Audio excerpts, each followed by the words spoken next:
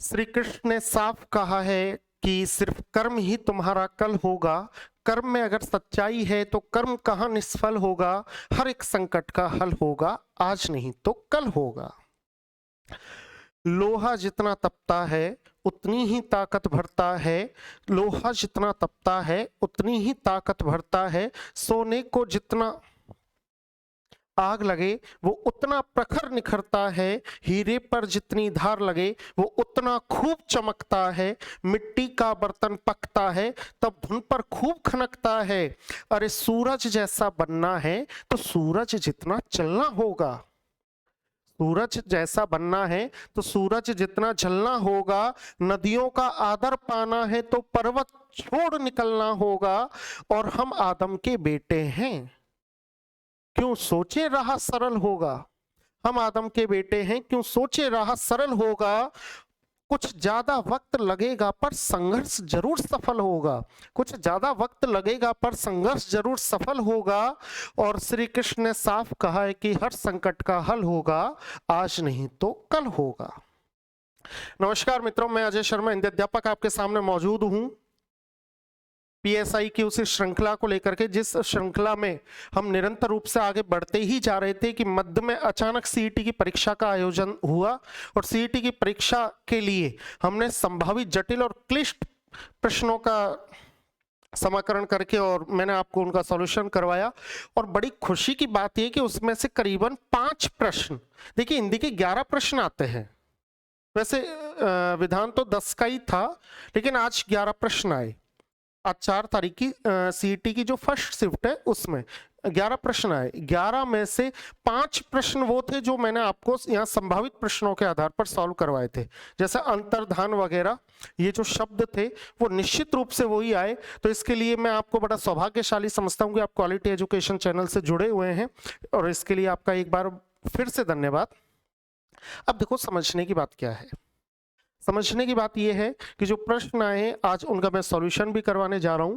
तो देखिए, एक बार हम नजर डाल लेते हैं कि कौन कौन से प्रश्न हैं और उनका एक बार सॉल्यूशन कर लेते हैं। ठीक है, तो कोई टेंशन वाली बात नहीं है, घबराना है ही नहीं, क्योंकि हम आदम के बेटे हैं। क्यों सोचे राह सरल होगा, हर एक संकट का हल होगा, आज नहीं तो कल होगा। देखिए, पहला प्रश्न आया, ये आज का आपका पेपर है, इस पेपर को देखेंगे। इसमें पहला प्रश्न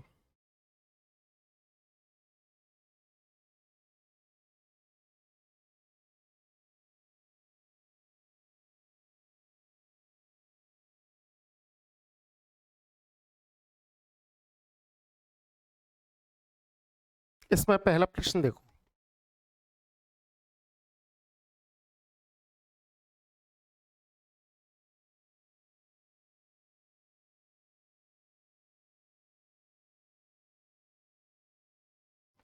पहला प्रश्न देखिए आप, निम्नलिखित में से किस विकल्प में सभी शब्द व्यक्तिवाचक संज्ञा के हैं। व्यक्तिवाचक संज्ञा, अब व्यक्तिवाचक संज्ञा है, चूंकि देखो इसकी पीडीएफ आपको प्राप्त हो जाएगी, अगर इसलिए थोड़ा धुंधला भी दिखता है तो घबराने की कोई बात नहीं है।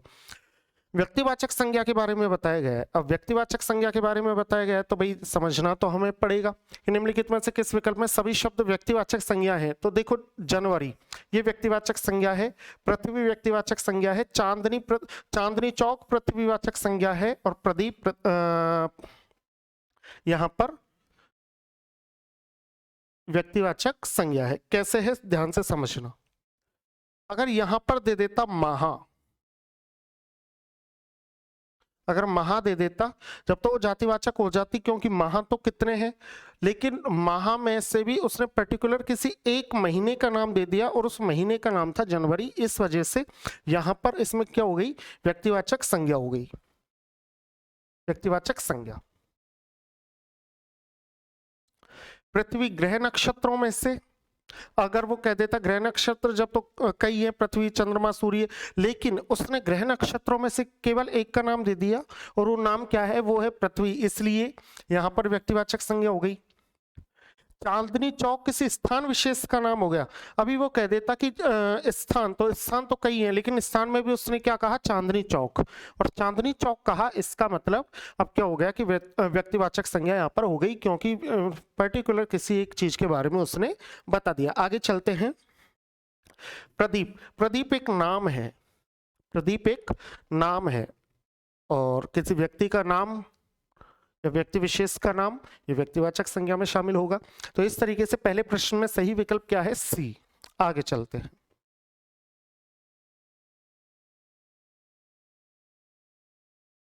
अगला जो प्रश्न है वो है आपका 18वां। ये रहा।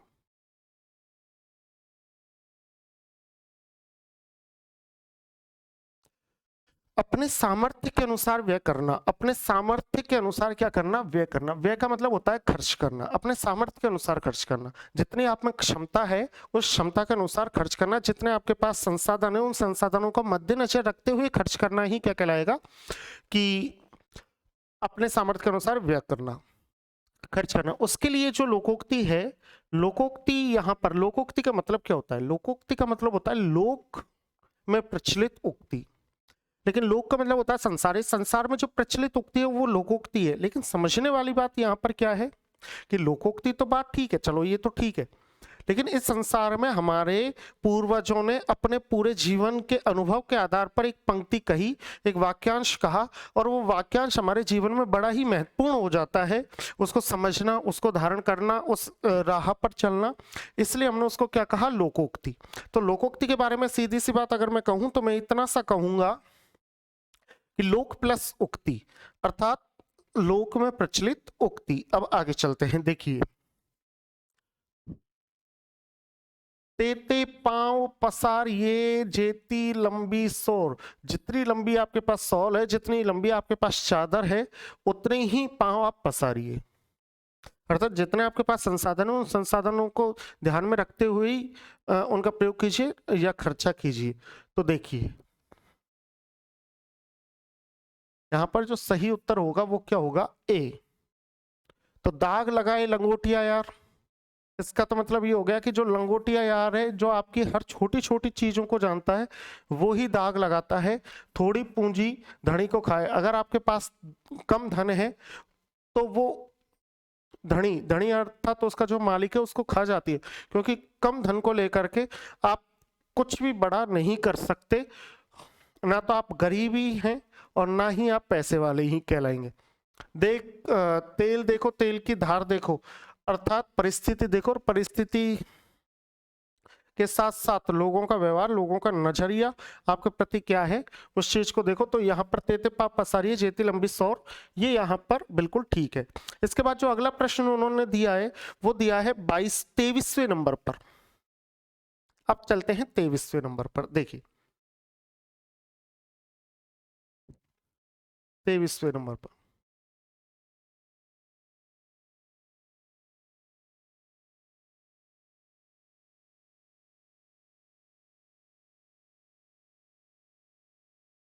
प्रश्न है, यशोविलासा शब्द में कौन सी संधि है? यशोविलासा में कौन सी संधि है? कितना अच्छा प्रश्न है। देखो, यशोविलासा शब्द में कौन सी संधि है? हालांकि मैंने अब तक पीएसआई की श्रृंखला में आपको संधि नहीं करवाई, लेकिन अगर कोई आप में से किसी ने कोर्स परचेज किया होगा तो उसको अच्छे तरीके से पता है कि मैंने विसर्ग संधि में क्या बताया था। विसर्ग संधि में मैंने एक सूत्र लिखवाया था, वो सूत्र था ए स्क्वायर। अर्थात विसर्ग से पहले भी अ हो और विसर्ग के बाद भी अ हो। विसर्ग से पहले अ हो और विसर्ग के बाद अ हो। तो विसर्ग से पहले अ होगा और विसर्ग के बाद अ होगा, तो देखो विसर्ग का तो हो जाएगा लोप। सॉरी सॉरी सॉरी, विसर्ग का लोप नहीं होगा, विसर्ग के स्थान पर तो हो जाएगा ओ, और ये जो दूसरा वाला ए है इसका हो जाएगा लोप। अब यहां पर हमारे पास शब्द आ गया यशः प्लस अभिलाषा। जब ये शब्द आया यशः प्लस अभिलाषा, तो विसर्ग से पहले तो ए है और विसर्ग के बाद भी ए है, तो दूसरे वाले का तो हो जाएगा लोप और इस वाले को अपन कर देंगे ओ। तो ये बन जाएगा यशो भिलाषा। अर्थात ये कैसे बना और किस में बना? ये बना विसर्ग संधि में, इसलिए इसका उत्तर क्या होगा? विसर्ग संधि। ना तो वृद्धि संधि, ना गुण संधि, ना दीर्घ संधि। आगे चलते हैं।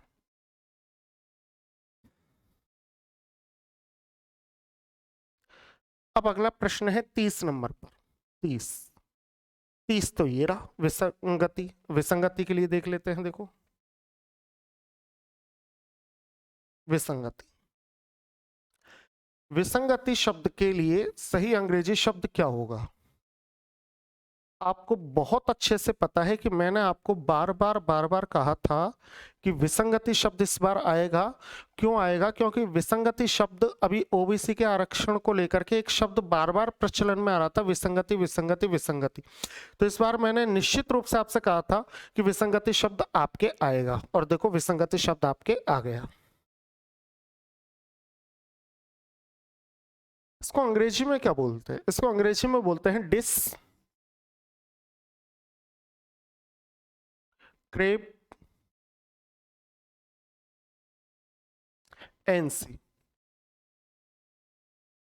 डिस्क्रेपेंसी, डिस्क्रेपेंसी, इसको क्या बोलते हैं भाई? डिस्क्रिपेंसी।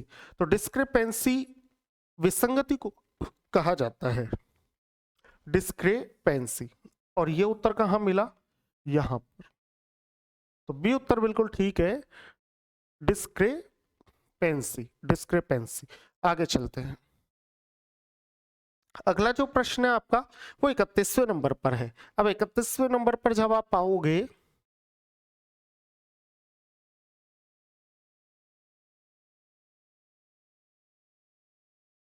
तो ये रहा।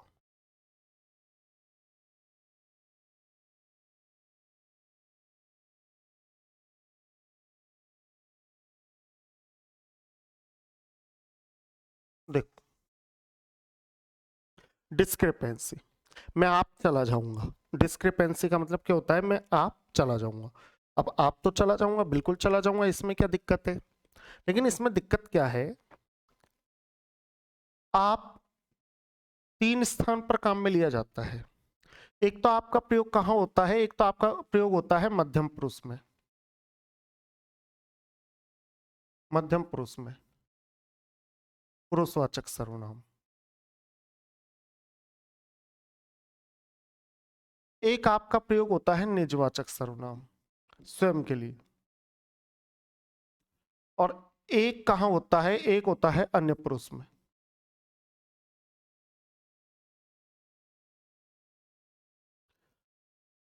अब यहां पर है कि मैं आप चला जाऊंगा, अर्थात अपने आप चला जाऊंगा, तो यहां पर निजवाचक सर्वनाम आना चाहिए। यहां पर जो सही उत्तर आएगा वो कौन सा आना चाहिए? निजवाचक सर्वनाम। क्यों आना चाहिए निजवाचक सर्वनाम? निजवाचक सर्वनाम इसलिए आना चाहिए भाई क्योंकि मैं आप चला जाऊंगा, अर्थात अपने आप चला जाऊंगा, और अपने आप चला जाऊंगा यहाँ पर तो निजवाचक सर्वनाम आ गया। तो इस चीज को विशेष ध्यान में रखते हुए अगर आप पढ़ेंगे तो आपको सफलता अवश्य मिलेगी। आगे चलिए। अगला जो प्रश्न है आपका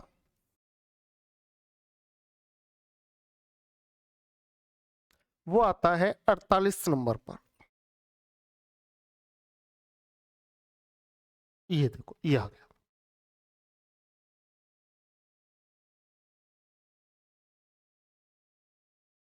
48 नंबर।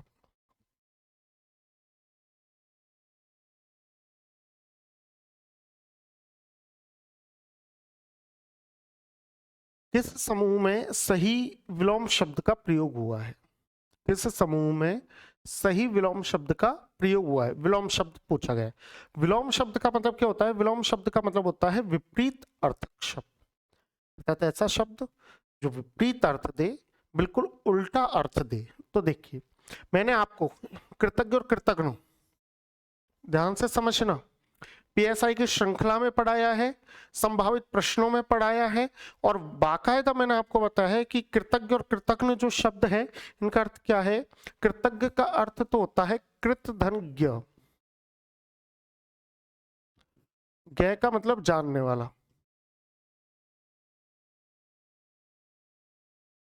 कृत यानी किए हुए को। अगर कोई ये व्यक्ति जानता है कि इस सामने वाले ने व्यक्ति ने मेरे ऊपर कुछ किया हुआ है, यानी मेरे ऊपर कोई उपकार किया हुआ है, मेरी कोई सहायता की हुई है, अगर वो इसको जानता है तो उसको बोलते हैं कृतज्ञ। जानता है अर्थात वो मानता है। तो किए हुए को मानने वाला तो क्या हो गया, कृतज्ञ। उसी का विपरीत है कृतघ्न, अर्थात किए हुए को नहीं मानने वाला। तो किए हुए को नहीं मानने वाला तो कृतघ्न, और किए हुए को मानने वाला क्या हो गया, कृतज्ञ। देखो कितना बेहतर है। इसके बाद चलते हैं अगला जो प्रश्न है उस पर। अगला प्रश्न क्या है, अगला प्रश्न है सुरभि और सुरभि। सुरभि शब्द की हम बात कर लेते हैं और बात करेंगे फिर सुरभि की। सुरभि जो शब्द है इसको तो सुगंध कहा जाता है, और सुरभि में बड़ी भी होते ही इसको कहा जाएगा क्योंकि गाय का नाम है। तो सुरभि का मतलब सुगंध और सुरभि का मतलब गाय। अब ये तो हो गई गंध और ये हो गई गाय, अर्थात इसमें जो सही विकल्प आएगा वो सही विकल्प क्या है, ए। समझ पा रहे हो आप, पतंग और रात्रि नहीं है, पतंग और रात्रि नहीं है, मुकुट और मूंगा भी नहीं है, और दूध और बकरी भी नहीं है। तो सही उत्तर क्या होगा, गंध और गाय। आगे चलते हैं कि अगला प्रश्न कहाँ आया है। तो अगला प्रश्न यहाँ पर आया है आपका, ये 49वें नंबर का था। इसके बाद आया 68वें नंबर का प्रश्न।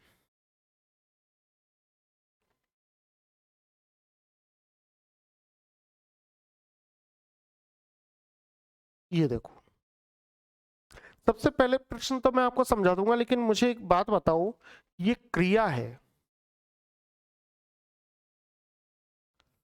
इस क्रिया से हमने दो चीजें निकाली।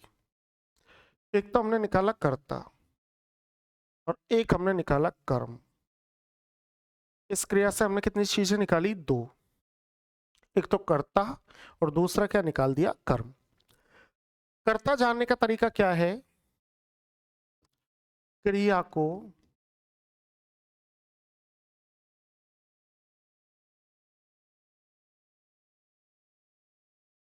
करने वाला कर्ता हो गया, और कर्म क्या है, कर्म निकलेगा क्रिया से प्रश्न करके। पहला प्रश्न तो क्या करोगे, क्या, और दूसरा प्रश्न क्या करोगे, किसको। पहला प्रश्न तो आपने क्या किया, क्या, और दूसरा प्रश्न क्या किया, किसको। यहां तक चीज क्लियर हो गई। पहला प्रश्न तो आपने क्या किया, क्या, और दूसरा प्रश्न क्या कर लिया, किसको।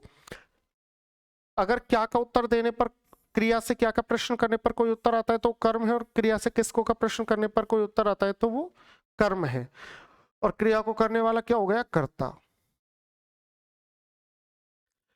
अगर, अब यहां समझने की बात क्या है, अगर आपने वाक्य में क्रिया से क्या का प्रश्न किया है, किसको का प्रश्न किया और उत्तर आ गया तो वो कर्म माना। अगर वाक्य में कर्म है तो वो क्रिया कैसी कहलाएगी, सकर्मक। सकर्मक क्रिया कौन सी है, सकर्मक क्रिया वो है कि जिस क्रिया से क्या या किसको का प्रश्न करने पर उत्तर प्राप्त हो जाए, अर्थात वो कर्म है, और जो प्राप्त होगा वो कर्म है, उसके कारण वो क्रिया कौन सी कहलाएगी, सकर्मक क्रिया। अब आगे चलते हैं, देखो प्रश्न आ जाते हैं 68 पर।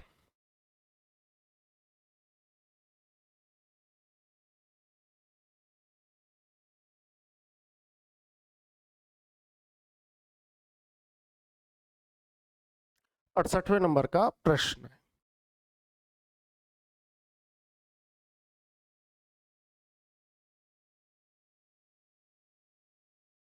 अब ध्यान से समझते हुए चलना।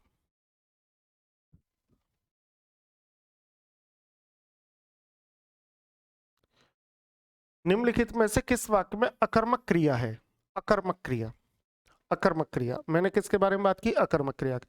अकर्मक क्रिया कौन सी होगी, अकर्मक क्रिया वो होगी जिस क्रिया के साथ कर्म नहीं है, उसको अकर्मक क्रिया बोलते हैं। अकर्मक क्रिया, जिस क्रिया के साथ कर्म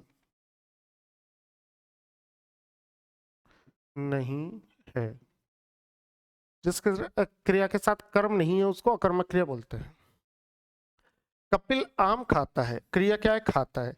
क्या खाता है, आम खाता है, अर्थात ये तो क्रिया कैसी हो गई, सकर्मक। सकर्मक क्यों हो गई, क्योंकि आम खाता है। चेतन पानी पी रहा है, पी रहा है, क्या पी रहा है, पानी, अर्थात ये क्रिया कैसी हो गई, ये क्रिया भी सकर्मक हो गई। रोज नाटक देख रही है, क्या देख रही है? नाटक, अर्थात ये भी कैसी हो गई? सकर्मक, क्योंकि कर्म प्राप्त हो रहा है। लेकिन वहीं पर वह रात भर नहीं सोया। सोया क्या? सोया कुछ नहीं सोया। किसको सोया? कुछ नहीं सोया। अर्थात ये कौन सी हो गई? अकर्मक।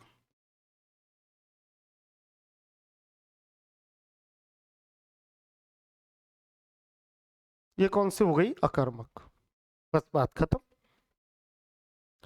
इसका मतलब जो सही विकल्प होगा वो ए होगा।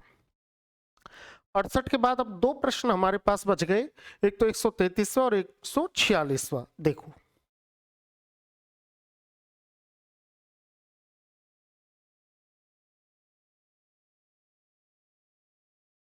एक 133 मैं वैसे ही बता देता हूं। इसने पूछा है घुड़सवार में समास क्या है? अरे घुड़ यानी घोड़ा और सवार यानी सवार। घोड़े पर सवार, घोड़े पर सवार, अर्थात यहां पर क्या आ गया? पर। और पर तो क्या है? कारक चिन्ह है। और कारक चिन्ह किस में शामिल होता है? तत्पुरुष समास में। अर्थात घुड़सवार में कौन सा समास होगा? तत्पुरुष समास। अगला जो उसने प्रश्न दिया है वो दिया है 146वां प्रश्न। देखो भाई,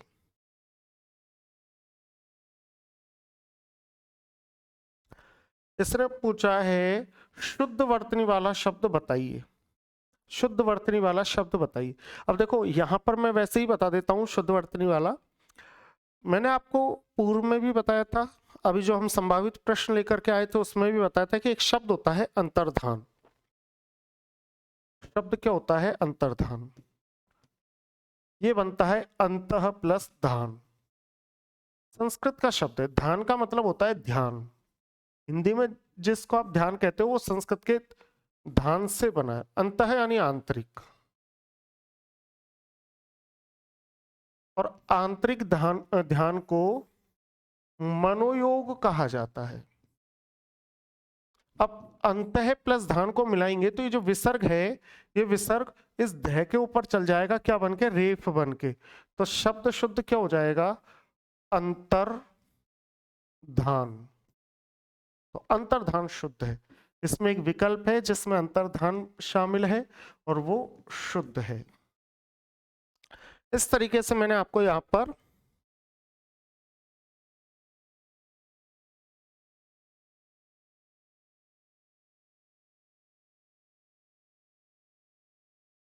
सीईटी के सॉल्यूशन, सीईटी के पेपर का सॉल्यूशन करवाया, जिसमें हिंदी के लगभग 10 प्रश्न थे।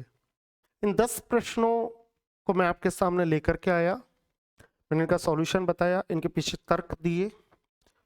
ये मेरी तरफ से एक सार्थक प्रयास था आप तक इन उत्तरों को पहुंचाने का। इसके बाद वापस हम पीएसआई की उसी श्रृंखला पर आ जाते हैं, और पीएसआई की श्रृंखला पर आकर के, और जैसा कि आपको अच्छे से पता है, जैसा कि आपको अच्छे से पता है कि भाई मेहनत तो करनी पड़ेगी, क्योंकि मेहनत का कोई विकल्प नहीं है। मेहनत का कोई विकल्प नहीं है, इसलिए मेहनत तो करनी पड़ेगी। आज जो हम टॉपिक शुरू करने जा रहे हैं, ये टॉपिक लगभग हमारा 5 दिन चलेगा। कितने दिन चलेगा? 5 दिन। और ये टॉपिक है संधि का टॉपिक। कौन सा टॉपिक है भाई? संधि का। संधि के मैं लगभग आपके सामने 100 शब्द लेकर के आऊंगा। कितने शब्द लेकर के आऊंगा? 100। लेकिन अब खास बात क्या होने वाली है, देखो अब ध्यान से समझते हुए चलना जो मैं आपको बताने जा रहा हूं। खास बात क्या होने वाली है? खास बात ये होने वाली है कि उन 100 प्रश्नों को सॉल्व करवाते समय मैं सभी नियमों को बताऊंगा, उनके पीछे का तर्क दूंगा। तर्क देने के लिए संधि के नियमों की आवश्यकता होगी, तो संधि का नियम भी मैं आपको बताऊंगा। जब मैं आपको संधि का नियम बताऊंगा तो क्यों ना मैं क्रम से ही बताता चलूं। इसलिए सबसे पहले मैं वो शब्द लेकर के आऊंगा। मैं शुरू करूंगा व्यंजन संधि से। व्यंजन संधि के कुछ शब्द लूंगा, करीबन मैं व्यंजन संधि के शब्द लूंगा 30 30 शब्द में व्यंजन संधि के लूंगा, 30 शब्द लूंगा मैं विसर्ग संधि के, और 30 या 40 शब्द में ले लूंगा स्वर संधि के, इस तरीके से, और क्रम से लेता हुआ चलूंगा। तो मेरा ये दावा भी है कि है तो ये प्रश्नोत्तरी और महत्वपूर्ण सबसे संभावित 100 शब्द, लेकिन 100 शब्द के माध्यम से अगर किसी ने संधि बिल्कुल कहीं से भी नहीं पढ़ रखी है तो एक एक नियम के साथ मेरे साथ चलते हुए चलें, उन शब्दों के माध्यम से नियम को लिखते चलें, समझते चलें, संधि क्या है वो भी मैं आपको बताऊंगा।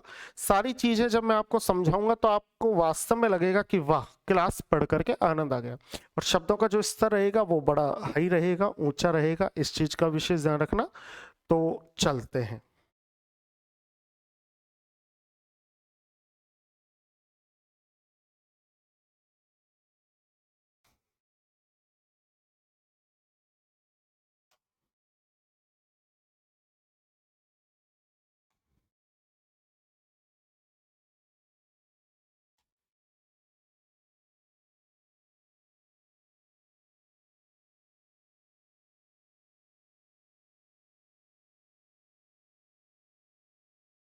देखिए,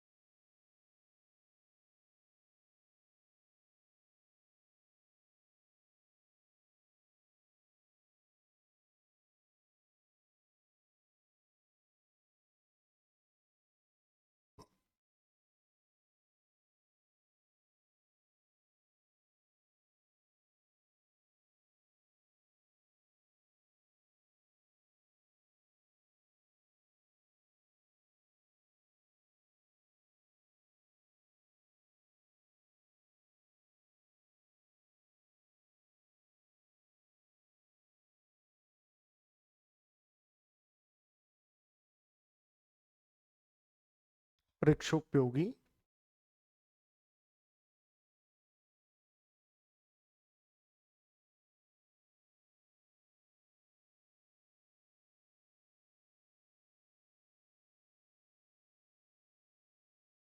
तो शब्द संधि के, ठीक है। ये हमारी हेडिंग हो गई आज की। संधि के 4 प्रकार के संभावित, जटिल, क्लिष्ट, कठिन, परीक्षोपयोगी, जटिल, ऐसे 100 शब्द। इन 100 शब्दों में सबसे पहला जो मैं शब्द लिखने जा रहा हूं वो लिखने जा रहा हूं मैं, देखो पहला शब्द कौन सा स्टार्ट करूं। पहला शब्द जो मैं लिखने जा रहा हूं वो लिखने जा रहा हूं मरुदधारिणी।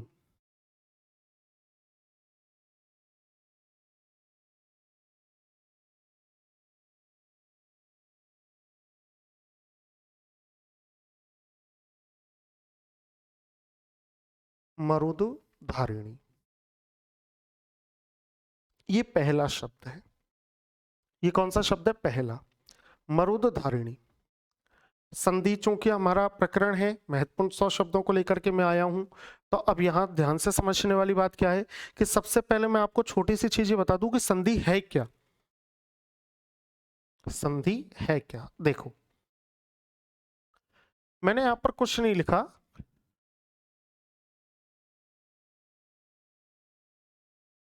मैंने आपसे कहा कि ये है संधि। संधि के 2 अर्थ होते हैं। संधि का पहला अर्थ तो होता है जोड़ना या जुड़ जाना, जोड़ना भी नहीं, जोड़ना। और संधि का जो दूसरा अर्थ होता है वो होता है समझौता।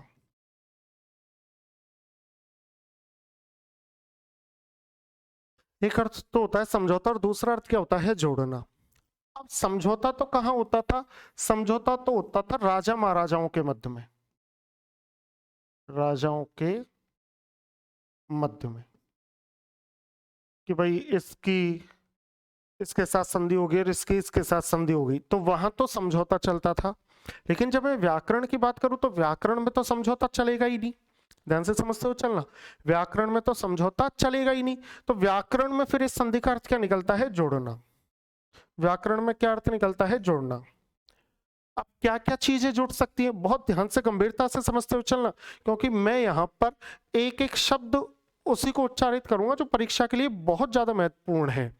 आखिर पेपरों का अध्ययन करने के बाद, माँ सरस्वती का आशीर्वाद मिलने के बाद इतना तो पता चल ही गया कि परीक्षक क्या सोचता है, कहाँ से प्रश्न बनाता है।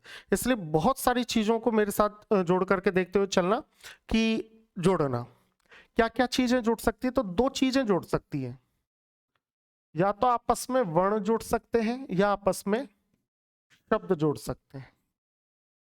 या तो आपस में क्या जोड़ सकते हैं, वर्ण जोड़ेंगे या आपस में शब्द जोड़ेंगे। वर्ण कहां जोड़ेंगे, वर्ण तो जोड़ते हैं संधि में, और शब्द कहां जोड़ेंगे, शब्द जोड़ते हैं समास में।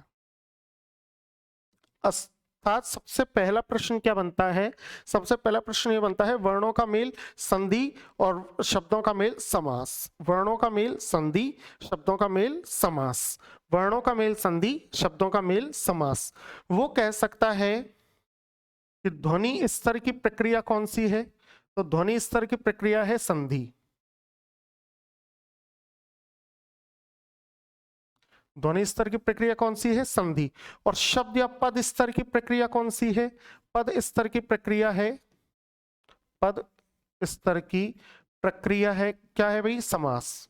अर्थात जहां पर शब्द जोड़ेंगे उसको हम समास कहेंगे, जहां पर संधि जोड़ेंगे, सॉरी वर्ण जोड़ेंगे उसको हम कहेंगे संधि। यहां पर मैंने लिख दिया अ, यहां पर मैंने क्या लिख दिया, अ, यहां पर लिख दिया ओ। एक तरफ मैंने लिख दिया अ और एक तरफ मैंने लिख दिया ओ। जब एक तरफ मैंने लिखा तो अ भी वर्ण है, और जब मैंने ओ को लिखा तो ओ भी क्या है, वर्ण है। जब मैंने अ लिखा तो अ भी वर्ण है, और जब मैंने ओ लिखा तो ओ भी वर्ण है। अर्थात दो अलग अलग वर्ण है, एक वर्ण का नाम अ है और दूसरे वर्ण का नाम ओ है। ये अलग अलग वर्ण है। इन दोनों अलग अलग वर्णों को मैंने क्या कर दिया, एक जगह रख दिया, मिला दिया।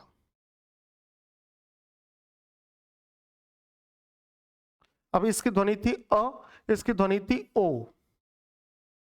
अब मैंने दोनों वर्णों को मिला दिया। दोनों वर्णों को मिलाने के बाद अब इनकी ध्वनि क्या होगी, दोनों वर्णों को मिलाने के बाद इनकी ध्वनि होगी आओ, आओ। एक तरफ मैंने अ लिखा था, एक तरफ ओ लिखा था। अ भी वर्ण था, ओ भी वर्ण था, दोनों अलग अलग जगह रखे हुए थे। दोनों वर्णों को मैंने मिला करके एक जगह, एक जगह लाकर मिला दिया। अब मैं जब उन दोनों को बोलूंगा, उनका उच्चारण करूंगा, तो अब बोला आओ, आ ओ, आओ, अर्थात ध्वनि में परिवर्तन हो गया। तो दो वर्णों के मिलने में ध्वनि में दो वर्णों के मिलने के कारण ध्वनि में हुए परिवर्तन को ही संधि कहा जाता है। अब बताओ संधि क्या है। दो वर्ण हैं, दो वर्णों को मिला दिया, मिलाने पर उनके बोलने में जो परिवर्तन हो गया, उनकी ध्वनि में जो परिवर्तन हो गया, वो ध्वनि में परिवर्तन ही क्या है, संधि है। अब बताओ संधि क्या है, दो वर्णों का मेल संधि है क्या, नहीं। दो वर्णों के मिलने पर ध्वनि में जो विकार उत्पन्न होता है वो संधि है। बहुत अच्छी बात मैंने आपको यहां पर बताई है, अच्छे से समझते हुए चलना कि दो वर्णों का मेल संधि नहीं है, दो वर्णों का मेल संधि नहीं है। दो वर्णों के मिलने पे ध्वनि में जो विकार उत्पन्न होता है उसको हम क्या बोलते हैं, संधि बोलते हैं। दो वर्णों के मिलने पर ध्वनि में जो विकार उत्पन्न होता है उसको हम क्या बोलते हैं, संधि बोलते हैं। अरे क्या बोलते हैं भाई, संधि बोलते हैं। अब आगे चलते हैं। इसी संधि में, इसी संधि में बहुत ध्यान से समझते हुए चलना, कहीं घबराने वाली बात नहीं है। क्यों घबरा रहे हो, मैं बैठा हूं यहाँ पे, टेंशन मत करो। सुनना, इसी संधि में हम क्या करेंगे,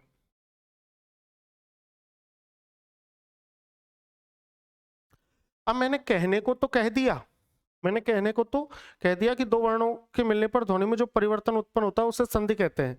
लेकिन अब यहां पर मैं दुनिया का सबसे आसान उदाहरण लिख देता हूं। यहां पर मैंने एक छोटा सा उदाहरण लिख दिया, यहां पर मैंने लिख दिया विद्या धन आलय, और मिलकर के क्या बन गया, विद्यालय।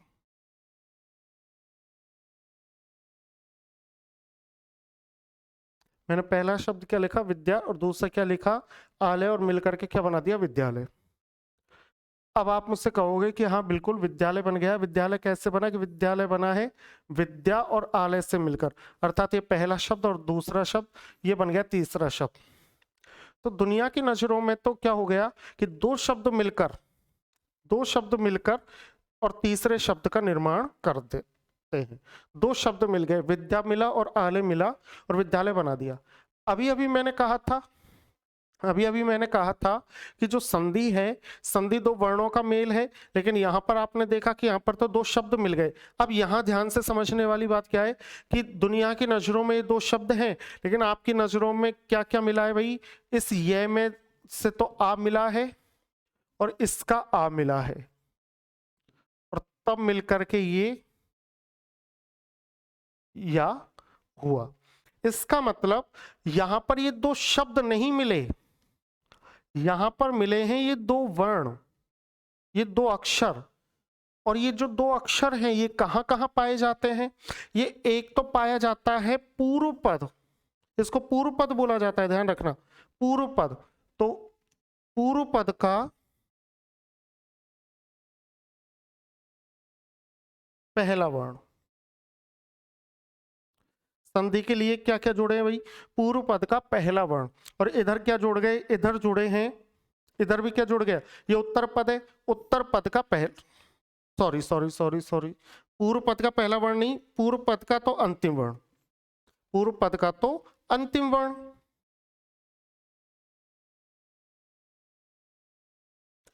और उत्तर पद का, इसको उत्तर पद बोलते हैं, उत्तर पद का पहला वर्ण। अब आप स्वयं बताओ, संधि शब्दों के मध्य में होती है वर्णों के मध्य में, तो संधि तो भाई वर्णों के मध्य में होगी।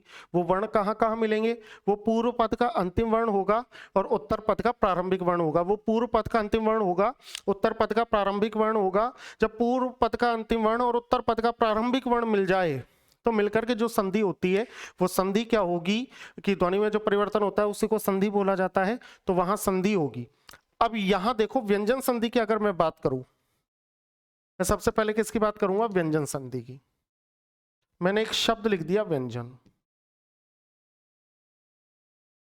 व्यंजन संधि के पहले नियम के तौर पर मैं क्या बताता हूं, व्यंजन संधि के पहले नियम के तौर पर मैं बताता हूं कि अगर पूर्व पद के अंत में तय मिल जाए और उत्तर पद के प्रारंभ में है मिल जाए, पूर्व पद के अंत में क्या मिल जाए, तय, और उत्तर पद के प्रारंभ में क्या मिल जाए, है, तो तय को तो बदल देते हैं दय में, हलंत दय में, और है को बदल देते हैं धय में। किस में बदल देते हैं, धय में। अगर पूर्व पद के अंत में हलंत तय मिल जाए और उत्तर पद के आरंभ में क्या मिल जाए, है मिल जाए, तो पूर्व पद के अंतिम जो वर्ण था तय, उसको तो बदल देते हैं दय में, और उत्तर पद का जो प्रारंभिक वर्ण था है उसको बदल देते हैं धय में। यहां तक आपने चीज देख ली। जब यहां तक आपने चीजों को देखा तो यहां पर देखो, ये तो मिल गया दय और ये मिल गया धा, अर्थात इसका वास्तविक स्वरूप क्या होना चाहिए था, इसका वास्तविक स्वरूप कि इस तय के स्थान पर तो होता तय और इस धा के स्थान पर था हा, और जब इस दय के स्थान पर तय था और धा के स्थान पर हा था, तो इसका वास्तविक विच्छेद क्या होता, इसका जो वास्तविक विच्छेद होता,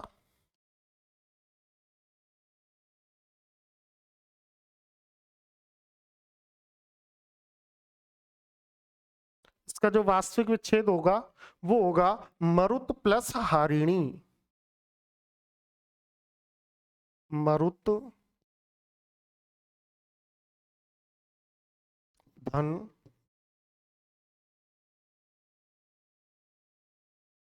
हारिणी, मरुत धन हारिणी, उससे मिलकर के क्या बनता है, मरुद्धारिणी। ठीक है, चीज क्लियर। यहां पर हमने पहला नियम देखा था, यहां पर हमने नियम कौन सा देखा, पहला।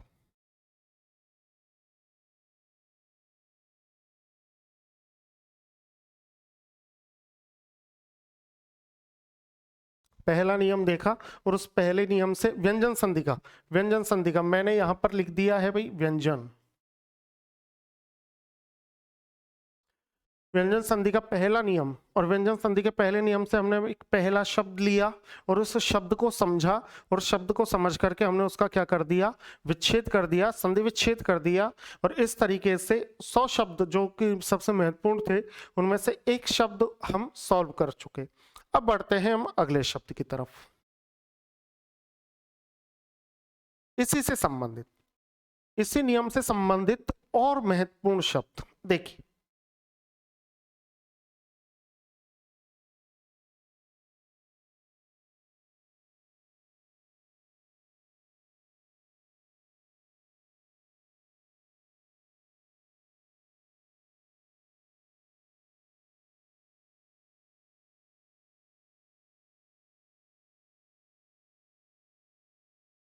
उद्धार,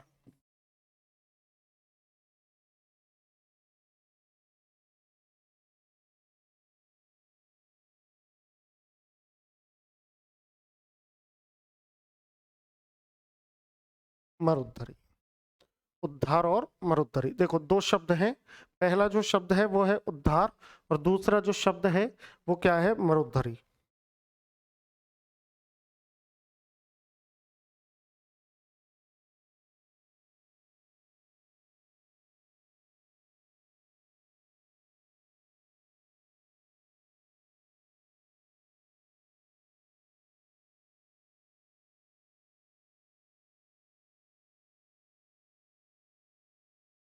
उद्धार और मरुद्धरी।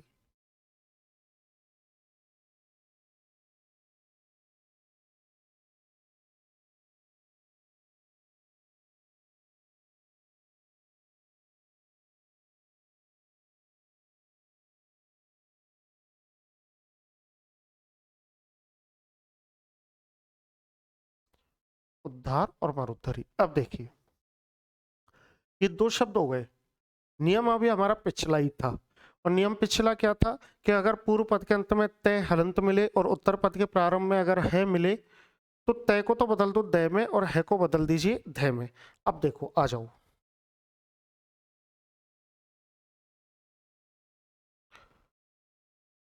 अच्छा अब यहां पर ये संयुक्त वर्ण के रूप में आ गया। देखो ध्यान से समझते हो चलना, मैं जीवन में इतनी महत्वपूर्ण चीजें आपको बताते हुए चल रहा हूं कि आप कहोगे कि यार आनंद आ गया क्लास पढ़ने में, लेकिन उसके लिए आपको जागरूक होना पड़ेगा। मैंने यहाँ पर क्या किया कि संयुक्त वर्ण है इसका वर्ण विच्छेद किया। वर्ण विच्छेद करते समय देखो हिंदी में क्या होता है कि जो होता है वो दिखता नहीं है और जो दिखता है वो होता नहीं है, जो होता है वो दिखता नहीं है और जो दिखता है वो होता नहीं है। अब कैसे नहीं होता, ध्यान से समझना कि इन वर्ण विच्छेदों को करते समय जो संयुक्त वर्ण है उस संयुक्त वर्ण में मेरी एक बात ध्यान रखना कि जो बड़ा दिखता है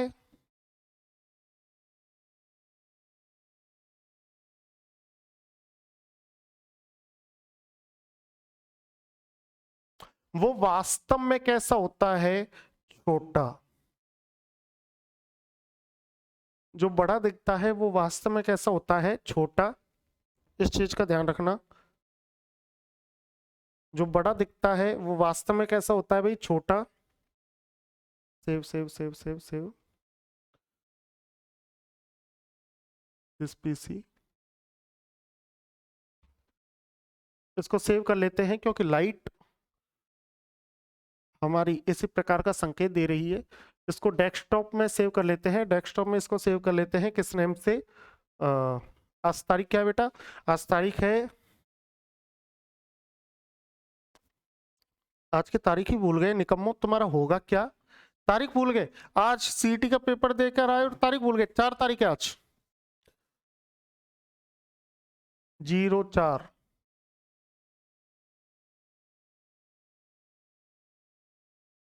हिंदी।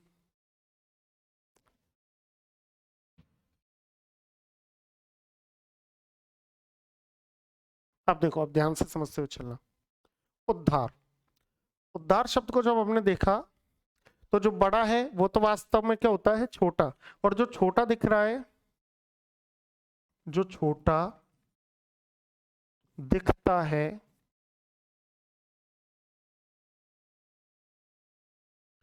वो वास्तव में क्या होता है, बड़ा। अर्थात इसका जब वर्ण विच्छेद करेंगे तो यहां पर ध कैसा दिख रहा है, छोटा, अर्थात ध तो क्या होगा, बड़ा। और द कैसा दिख रहा है, बड़ा, अर्थात ये छोटा होना चाहिए। तो द को तो लगा दिया हलंत, छोटा। और ये आ की मात्रा लगेगी धा में, और उद्धार।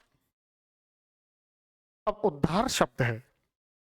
इसी प्रकार इसको देखो, इसमें भी मरुद्धरी में भी क्या है, संयुक्त वर्ण है। एक तो ध है और एक द है। तो ये ध तो कैसा है, ये ध तो है पूरा। और द कैसा है, द है आधा, क्योंकि दिख कैसा रहा है, बड़ा। ठीक है। अब इसको जब हम खोलेंगे तो ये कैसा खुलेगा, मरुदधरी। अब यहां तक आपने लिख लिया, कोई घबराने वाली बात नहीं है, कोई घबराने वाली बात नहीं है। द और ध का जोड़ा देखने के बाद, द और ध का जोड़ा देखने के बाद आप तुरंत रूप से क्या करोगे, द को तो बदल दोगे ते में, और धा को बदल दोगे हा में। तो शब्द क्या बन गया, क्या हो गया विच्छेद, उत्धन हार। ठीक है। द को बदल दिया तय में, ध को बदल दिया है में, तो क्या बन गया, मरुत धन हरि। बहुत आसान है। संधि इस दुनिया का सबसे आसान प्रकरण है। संधि सबसे आसान प्रकरण इसलिए है क्योंकि हम बोलते हैं ना, तो बोलने के आधार पर भी तो देख सकते हैं कि क्या परिवर्तन हो रहा है। जैसे 500, कहीं पर मान लो, या किसी ने आपको 500 रुपए दिए, तो आप अगर घर आकर के ऐसे कहोगे कि मुझे 500 रुपए दिए, तो आप ऐसे नहीं कहोगे 500 रुपए दिए, आप कहोगे 500 रुपए दिए। तो यहाँ पर 5 और 100 को मिला करके आपने च को जिस नए में बदल दिया, वही तो संधि है। ध्वनि में परिवर्तन हुआ कि नहीं हुआ, यही तो संधि है, संधि ही ये है। समझ जाओ, लाइफ सेट हो जाएगी। देखो आगे चलते हैं कि उसके बाद ना देखा गया किसी का मिलाप, उड़ा दिए परिंदे मैंने सजर पर बैठे हुए। आगे चलो, अगले शब्दों की तरफ चलेंगे। ये हमने पेपर सॉल्यूशन करवाया, ठीक है, कोई दिक्कत वाली बात नहीं है।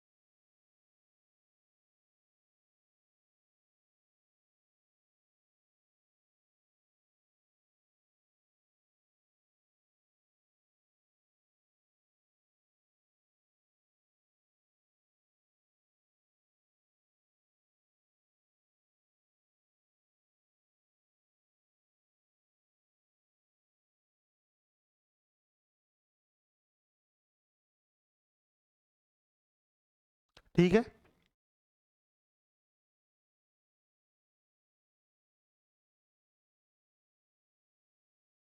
आ जाओ यहां पर। अब अगले शब्दों की तरफ चलते हैं। देखो इस नियम से तो छूट गया हमारा पीछा, इस नियम से हमने महत्वपूर्ण 3 शब्द ले लिए। अब आगे चलते हैं अगले नियम की तरफ। अगला जो नियम है वो आपकी हो सकता है जिंदगी ही बदल दे। कैसे बदल दे, उसके पीछे कारण है। एक शब्द भी अगर परीक्षा में आ गया और औरों का गलत हो गया और तुम सही करके आ गए, बताओ जिंदगी बदलेगी कि नहीं बदलेगी? पूरी जिंदगी आजीविका का साधन बैठेगा कि नहीं बैठेगा? बैठेगा। इसलिए तो मैं बार बार कहता हूं कि उसके बाद ना देखा गया किसी का मिलाप, उड़ा दिए परिंदे मैंने सजर पर बैठे हुए। देखिए आगे चलते हैं। एक शब्द मैंने लिख दिया और वो शब्द क्या है? बहुत अच्छा शब्द है, शब्द है सच्छास्त्र।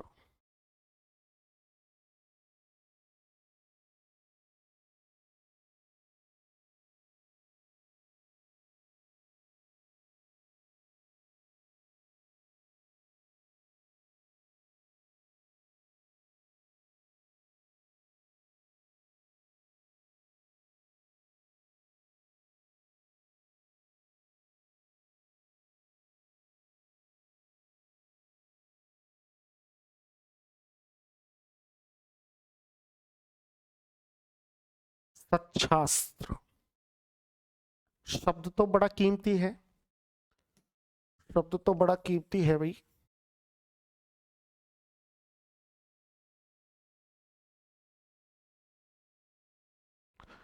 शब्द तो बड़ा कीमती है, लेकिन शब्द तो कीमती है, लेकिन शब्द के पीछे जो रहस्य छिपा हुआ है, जो नियम छिपा हुआ है, वो इससे भी ज्यादा कीमती है। देखो कैसे। पूर्व पद के अंत में अगर तय हो, और तय कैसा हो? हलंत। और उत्तर पद के प्रारंभ में अगर शय हो, शय में कोई भी स्वर हो चलेगा। अगर पूर्व पद के अंत में तय हो और उत्तर पद के प्रारंभ में शय हो, तो ये जो तय है ये तो बदल जाता है चय में, और ये जो शय है ये बदल जाता है छय में। अगर शय आधा है तो छह भी क्या होगा? आधा। अब ये नियम है, ये जो नियम है ये नियम है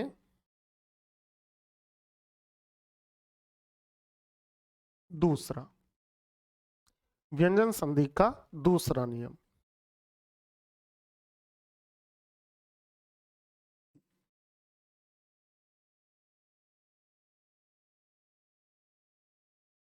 व्यंजन संधि का दूसरा नियम।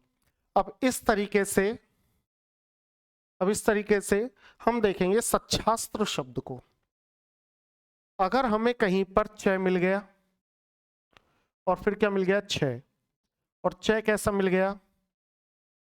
हलंत मिल गया। कैसा मिल गया? हलंत। छय में कोई भी स्वर हो चलेगा, कोई भी स्वर हो या हलंत हो, या हलंत भी हो, कोई दिक्कत नहीं है। लेकिन चय के बाद अगर छय का हमें योग मिल गया, तो हम वहां पर पहले वाले चय को किस में बदल देंगे? तय में। और दूसरे वाले को किस में बदल देंगे? शय में। आ जाओ, यहां पर हमको मिल गया चय और यहां पर मिल गया छा। यहां पर तो हमको क्या मिल गया? चय, और यहां पर क्या मिल गया? छा। जब ये चय मिला, चय को तो आपने किस में बदल दिया? चय को तो बदला तय में, तय हलंत में। और ये जो छा है इसको बदल दिया शा में। तो फिर क्या बन गया? तो ये बन गया सत धन शास्त्र।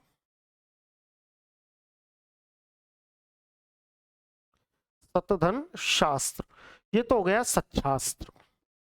ये तो क्या हो गया भाई? सच्छास्त्र।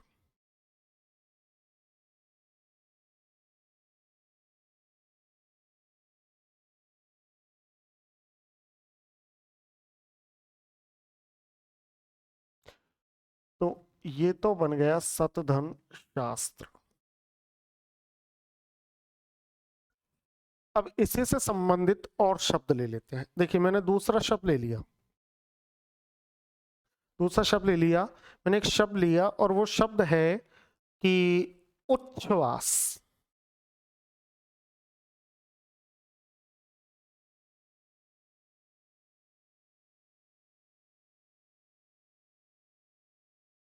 उच्छ्वास। अब आप स्वयं देखो, आपको 6 मिल गया, मिल गया साहब, 6 मिल गया, मिल गया। 6 कैसा है? हलंत है, कोई बात नहीं। 6 को तो किस में बदल देंगे? तय में। 6 हलंत है तो 6 को किस में बदल देंगे? शय में। 6 हलंत है तो शय भी हलंत, कोई घबराने वाली बात नहीं है। अब यहाँ क्या बन गया? तो ये बन गया उत्तधन श्वास।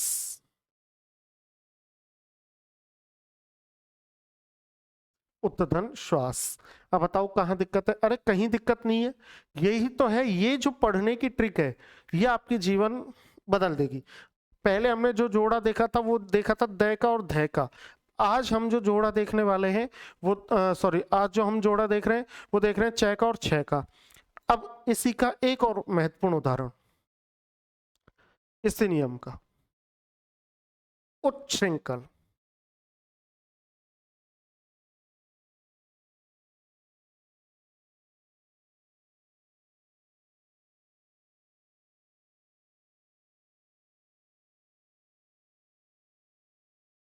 उच्च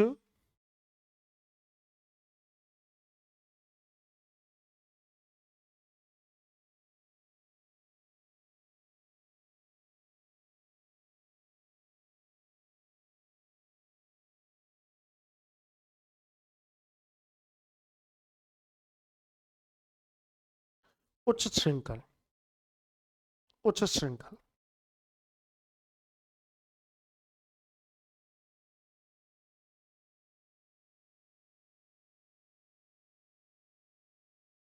उच्च श्रृंखल। देखो भाई,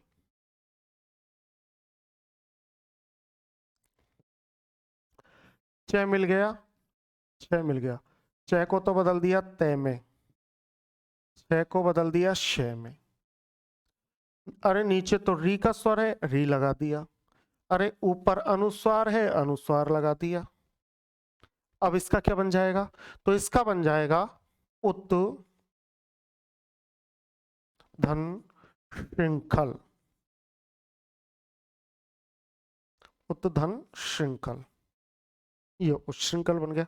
इसका मतलब कितने आसान है, कितना अच्छा नियम है, और उस नियम के कितने प्यारे प्यारे उदाहरण हैं। अभी मैं इसके 3 उदाहरण और करवाऊंगा जो कि अक्सर परीक्षा में देखे जाते हैं, महत्वपूर्ण है।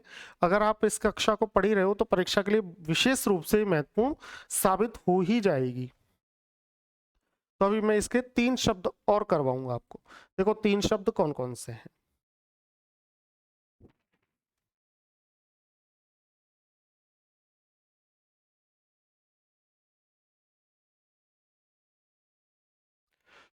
पहला जो मैं लिखने जा रहा हूं वो तो मैं लिखने जा रहा हूं तड़िच शक्ति।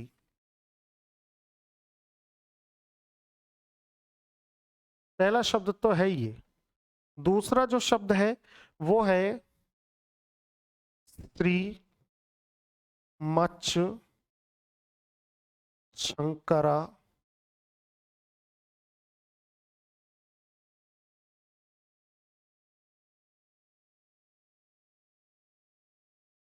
चार्य।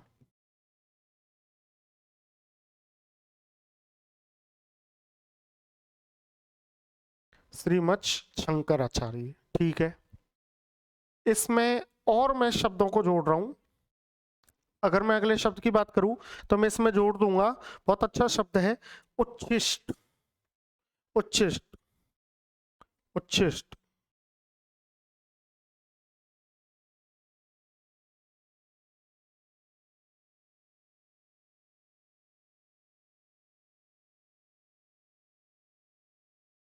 उच्छिष्ट जोड़ दिया। और इधर मैंने लिख दिया विद्युत शक्ति।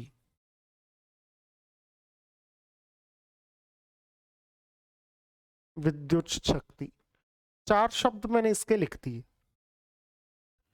अब 4 शब्द चूंकि लिखे हैं तो सॉल्व भी अपन ही करेंगे। आ जाओ। क्यों घबराते? तड़ित शक्ति में च मिल गया और च के बाद मिल गया छ। च को तो बदल दोगे तय में और छ को बदल दोगे श में, तो क्या बन गया?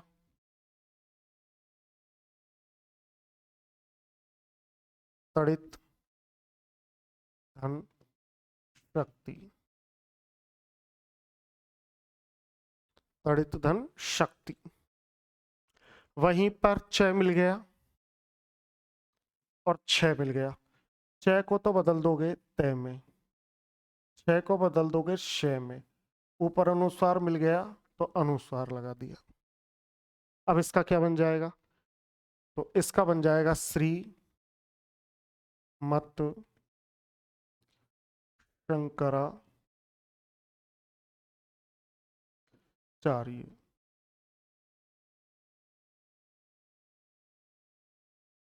श्रीमद शंकराचार्य। यहां पर क्या मिल गया? यहां पर मिल गया उच्छिष्ट। उच्छिष्ट तो मिल गया, लेकिन उच्छिष्ट में च मिल गया और फिर मिल गया छी, अर्थात तय को तो च को तो बना दिया तय, उस छी को बना दिया शी। तो अब क्या बन जाएगा? अब बन जाएगा उत्धन शिष्ट।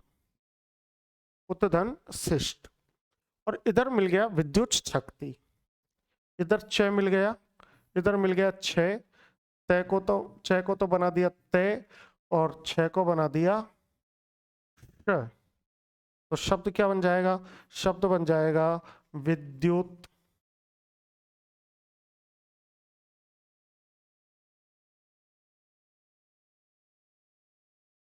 शक्ति। विद्युत शक्ति। तो मित्रों, इस प्रकार से आज हमने संधि शुरू की। संधि के महत्वपूर्ण शब्दों को लिया और दो नियम मैंने यहाँ पर आपको बताया। दोनों नियमों से महत्वपूर्ण शब्दों को मैंने यहाँ पर इनका चयन किया। इसके बाद कल हम अगली कक्षा में अगले नियमों से अगले और भी महत्वपूर्ण शब्दों को लेकर के मैं आपके सामने आऊंगा। आपका बहुत बहुत धन्यवाद। पिछली जो हमारी कक्षा थी उस पर कुछ कमेंट्स के माध्यम से आपकी उपस्थिति दर्ज हुई है, तो मैं उन कमेंट्स को पढ़ करके देख लेता हूं कि आप सभी मुझसे क्या क्या अपेक्षाएं रखते हैं। 7 कमेंट्स टोटल हैं। पंकज खटाना का है। एक फायर है भाई, फायर। वो फायर कहते हैं कि सर एसआई की ऑफलाइन फीस कितनी रहेगी? ये संस्था तय करेगी, ये मेरा काम नहीं है।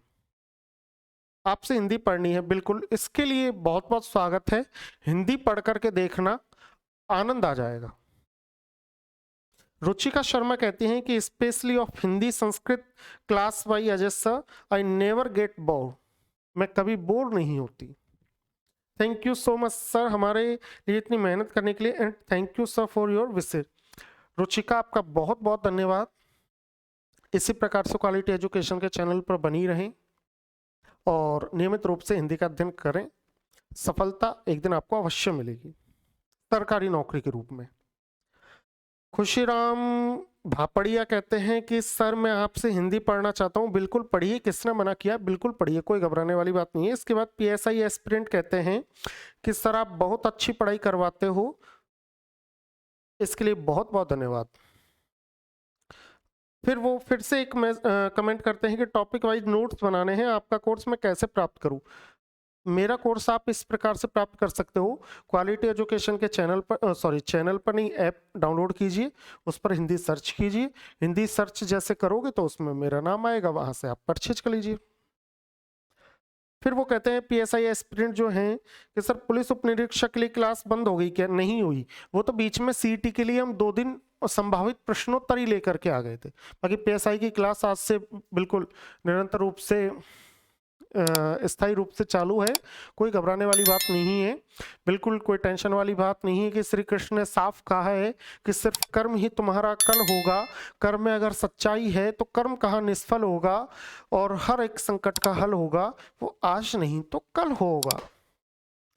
कि तुम्हारे बाद न देखा गया किसी का मिलाप, उड़ा दिए परिंदे मैंने सजर पर बैठे हुए। ठीक है, बहुत बहुत धन्यवाद मित्रों, मिलते हैं कल अगली कक्षा में।